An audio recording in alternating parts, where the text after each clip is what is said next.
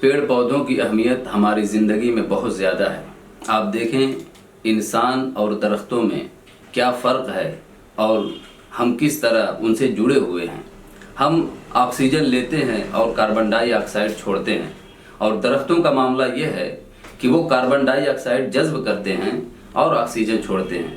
اور اتنا ہی نہیں بلکہ ہواؤں میں پھیلے جو باریک ذرات ہیں جو ہمارے لیے نقصان دہ ہیں اور نقصان دہ گیسیں جیسے کہ carbon dioxide, carbon monoxide, sulphur dioxide, یہ جو چیزیں ہیں وہ ہمارے لیے نقصان دہ ہیں۔ درخت انہیں جذب کرتے ہیں اور بدلے میں ہمیں آکسیجن فراہم کرتے ہیں۔ درخت ہی ہیں جن کے ذریعے سے زمین کا کٹاؤ یعنی لینڈ سلائڈنگ کو ہم روکتے ہیں، اور درخت ہی درجہ حرارت کو کم کرتے ہیں۔ جب درجہ حرارت عالمی ماحول میں حد سے زیادہ تجاوز کرتا ہے تو ہم اسے گلوبل وارمنگ کہتے ہیں۔ تو گلوبل وارمنگ کو کم کرنے کے لیے یہ درخت ہی ہے جو ہماری مدد کرتے ہیں۔ لہذا نبی پاک صلی اللہ تعالی علیہ وسلم نے بھی ہمیں درختوں کی حفاظت کا حکم دیا، یہاں تک کہ جب لشکر اسلام کہیں جنگ پہ جاتا تھا تو نبی پاک صلی اللہ تعالی علیہ وسلم انہیں نصیحت فرماتے تھے، ہدایت کرتے تھے، اور ان میں یہ بھی نصیحت فرماتے تھے کہ دیکھو فصلوں کو نہ کاٹنا اور پھلدار درختوں کو نہ کاٹنا۔ نبی پاک صلی اللہ تعالی علیہ وسلم فرماتے تھے کہ فصلوں کو نہ جلانا اور پھلدار درختوں کو نہ کاٹنا۔ اس سے بھی ہمیں درختوں کی اہمیت کا اندازہ ہوتا ہے۔ اور ساتھ ہی میں آپ دیکھیں نبی پاک صلی اللہ تعالی علیہ وسلم نے درختوں کے حوالے سے اخروی کامیابی بھی بتائی، اور نبی پاک نے فرمایا کہ جس نے کسی درخت کو لگایا اور اس سے کسی پرندے نے، چوپائے نے یا انسان نے کھا لیا تو وہ اس کے لیے صدقہ ہے، اس کے نامہ اعمال میں صدقے کا ثواب لکھا جائے گا۔ اور دوسری جگہ نبی پاک صلی اللہ تعالی علیہ وسلم نے ارشاد فرمایا کہ اگر کسی نے درخت لگائے اور اس کی دیکھ ریکھ کی، اسے پروان چڑھایا یہاں تک کہ وہ درخت پھل دینے لگا، تو اس سے کھایا جانے والا ہر پھل اس پیڑ کے لگانے والے کے لیے صدقہ ہے، صدقے کا ثواب ہے۔ تو ہمیں معلوم ہوا کہ جہاں درخت سے، پیڑوں سے دنیاوی فائدے ہیں وہی اخروی فائدے بھی ہیں۔ اس لیے ہمیں چاہیے کہ ہم درختوں کو لگائیں، ان کی حفاظت کریں۔ آپ دیکھیں کہ اہل شام نے کس طرح اس کو اپنایا ہے کہ اہل شام جب کسی کے وہاں جاتے ہیں تو ایک دوسرے کو تحفے کے طور پر پودوں کو پیش کرتے ہیں، اور یہ عمل بڑا ہی خوشنما ہے، بڑا ہی اچھا عمل ہے جو لائق تقلید ہے۔ اور ہالینڈ میں تو جب کوئی بچہ پیدا ہوتا ہے تو اس کے نام سے ایک نیا درخت لگایا جاتا ہے، اور اس درخت کی حفاظت کرنا اس کے خاندان کی ایک قانوناً ذمہ داری ہوتی ہے۔ لہٰذا اس درخت کی حفاظت کرتے ہیں، جس طرح اس بچے کی پرورش کرتے ہیں اسی طرح اس کے نام سے لگائے ہوئے درخت کی بھی حفاظت کرتے ہیں۔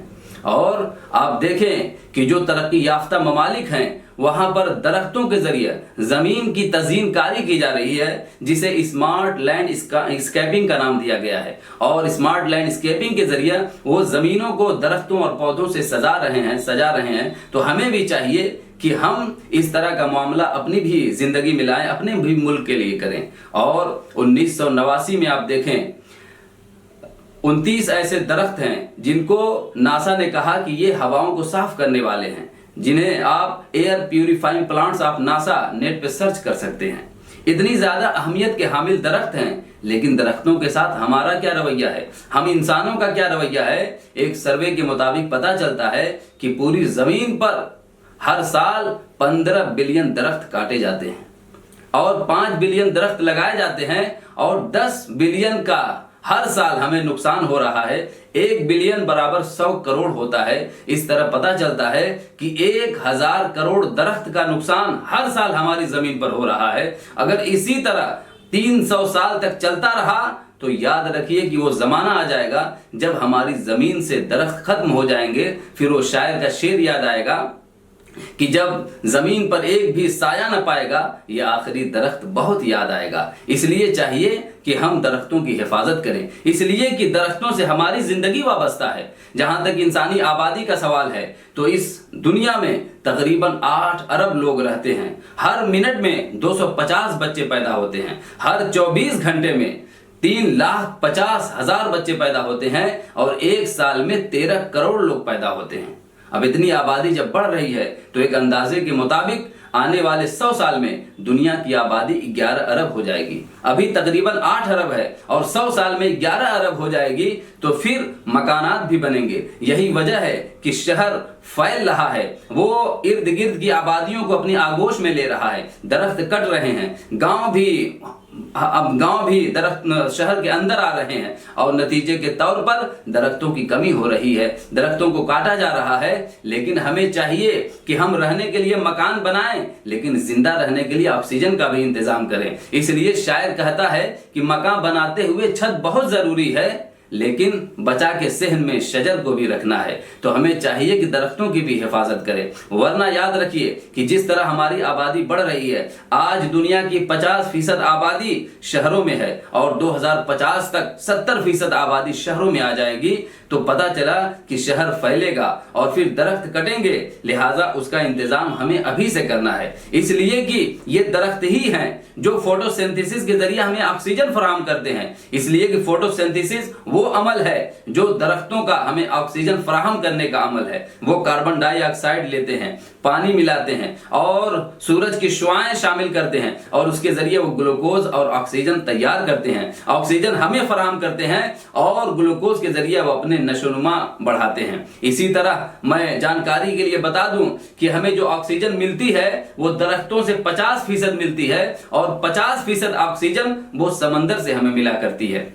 اور نبی پاک صلی اللہ تعالی علیہ وسلم نے ہماری رہنمائی اس طور پر فرمائی کہ سنو، تم بہتے ہوئے پانی میں بھی بول و براز مت کرو، انہیں گندا نہ کرو، اس لیے کہ ہم دیکھیں احسان کا بدلہ تو احسان سے دیا جاتا ہے۔ جو سمندر ہمیں آکسیجن فراہم کر رہے ہیں، ہم ان سمندروں کو گندا کیسے کر سکتے ہیں؟ نبی پاک صلی اللہ تعالی علیہ وسلم کی رہنمائی آج بھی ہمیں کام آ رہی ہے۔ آج دنیا اس پر عمل کر لے تو یقین مانیے دنیا اور آخرت اس کی سنورتی ہوئی نظر آئے گی۔ مسلمانوں، میرے عزیزوں، آپ غور کریں کہ نبی پاک صلی اللہ تعالی علیہ وسلم کا عمل، ان کا فرمان آج بھی ہمیں کام آ رہا ہے۔ ہم دیکھیں کہ جس طرح درخت آکسیجن بناتے ہیں اسے فوٹو سینتھیسس کہا جاتا ہے، اسی طرح دریاؤں میں جو فائٹو پلانکٹنس ہیں اور سائنو بیکٹیریا ہے اور گرین ایلگی ہے، ڈائٹومس ہیں، یہ سب فائٹو پلانکٹنس کے اگزامپل ہیں۔ یہ فوٹو سینتھیسس کے ذریعے ہمیں آکسیجن فراہم کرتے ہیں۔ تو ہمیں چاہیے کہ ہم درختوں کی بھی حفاظت کریں اور سمندروں کی بھی حفاظت کریں، اور یقین مانیے اگر ہم نے ایسا نہیں کیا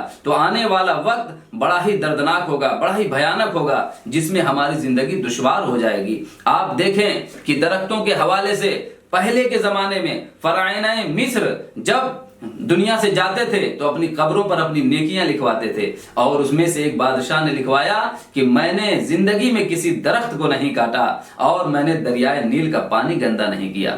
سوچئے، جو مصر کے بادشاہ ہوتے تھے وہ درختوں کو کاٹنا گناہ سمجھتے تھے، دریاؤں کو گندا کرنا گناہ سمجھتے تھے، اور ہم تو نبی پاک صلی اللہ تعالی علیہ وسلم کے ماننے والے ہیں، ہمارے لیے تو دنیا اور آخرت کی کامیابی ہے۔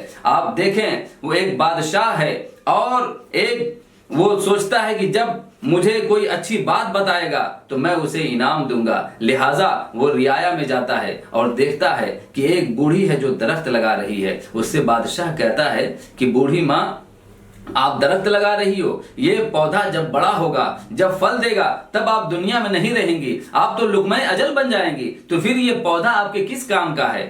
تو بوڑھی ماں نے بتایا کہ اے بادشاہ سلامت، یاد رکھ کہ جس کو زندگی میں نے جن درختوں کے پھل کھائے ہیں ان درختوں کو میں نے نہیں لگایا، میرے آباء و اجداد نے لگایا، مجھ سے پہلے والے لوگوں نے لگایا تھا، تو ان کے درخت لگائے ہوئے پھلوں کو ہم کھا رہے ہیں، لہٰذا ہم بھی درخت لگا رہے ہیں تاکہ جو نسلیں ہمارے بعد آئیں وہ اس سے فائدہ اٹھائیں۔ یہ بات سن کر بادشاہ خوش ہو جاتا ہے اور اسے اشرفیاں پیش کرتا ہے۔ اس کے بعد بوڑھی عورت نے کہا کہ بادشاہ سلامت، آپ نے تو کہا تھا کہ یہ درخت آپ کو فائدہ نہیں پہنچائے گا، تو یہ تو درخت مجھے ابھی پھل دے رہا ہے، اس پودے کی وجہ سے آپ نے مجھے انعام دیا، مجھے پھل مل گیا، اب کیا چاہیے؟ بادشاہ کو اس کی باتیں بہت پسند آئی اور اس نے پھر اسے انعام دیا، اور پھر بوڑھی عورت نے کہا کہ بادشاہ سلامت، آپ نے کہا تھا کہ یہ پودا تمہیں پھل کیسے دے گا، اس نے تو مجھے 2 مرتبہ پھل دے دیا، آپ نے مجھے 2 مرتبہ انعام دیا، یہ پھل نہیں تو کیا ہے۔ بادشاہ اور خوش ہو جاتا ہے اور اسے اشرفیاں پیش کرتا ہے اور پھر اپنے وزیر سے کہتا ہے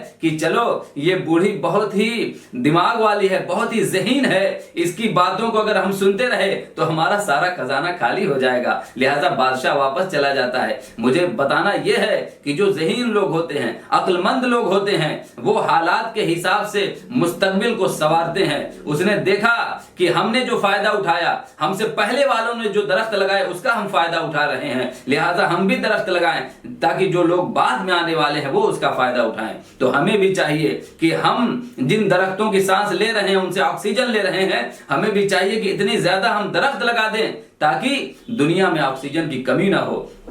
آپ دیکھیں، ماہرین بتاتے ہیں کسی بھی ملک میں اگر اس کی فضا کو صحیح رکھنا ہے تو تقریباً 25% حصے پہ جنگلات ہونے چاہیے، 25% حصے پہ ہریالی ہونی چاہیے، تب جا کر اس ملک میں اچھی ہوا ہوگی، اچھی فضا ہوگی۔ ہم بھارت کو دیکھتے ہیں تو اس میں 22% حصے پر رقبے پر جنگلات ہیں، 3% کی کمی ہے، اور یہ 3% بہت بڑا آنکڑا ہے۔ یہ لاکھوں میں نہیں بلکہ کروڑوں درخت چاہیے ان 3% خلا کو پر کرنے کے لیے۔ لہٰذا ہم میں سے ہر بھارتیہ کو چاہیے، ہر ہندوستانی کو چاہیے کہ وہ درخت لگائے۔ اگر ہماری آبادی 1 ارب 40 کروڑ ہے تو 40 کروڑ اگر نادان اور بچوں کو نکال دیا جائے تو ہمیں 1 ارب جو مرد عورت ہیں ہر فرد کو چاہیے کہ وہ درخت لگائے۔ اور پھر مسلمانوں کو تو خاص طور سے، اس لیے کہ مسلمانوں کے لیے تو نبی پاک صلی اللہ تعالی علیہ وسلم نے جو بشارتیں دی ہیں اس میں تو دنیا اور آخرت کی کامیابی ہے۔ نبی پاک نے کیا فرمایا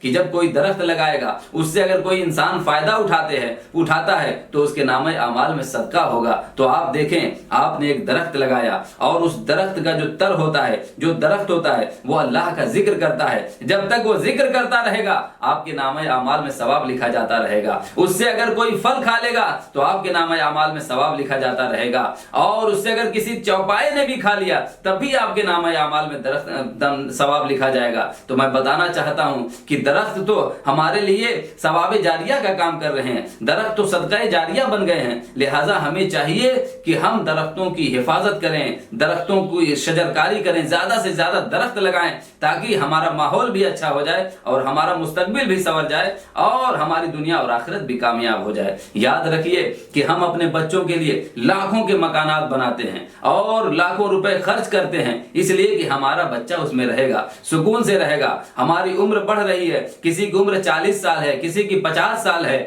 اور وہ مکان بنا رہا ہے کس کے لیے؟ اپنے بچوں کے لیے، اپنے بچوں کو رہنے کے لیے۔ لیکن اگر ہم اپنے بچوں کے رہنے کے لیے مکان بنا رہے ہیں تو زندہ رہنے کے لیے درخت بھی تو لگا سکتے ہیں۔ تو اگر ہم لاکھوں کے مکان بنا رہے ہیں تو 200-400 کے درخت بھی لگائیں، ان کی حفاظت کریں تاکہ ہمارے بچے مستقبل میں سانس لے سکیں اور زندہ رہ سکیں۔ پروردگار عالم ہمیں نیک عمل کرنے کی توفیق عطا فرمائے۔ وآخر دعوانا ان الحمدللہ رب العالمین۔ مولاي صل وسلم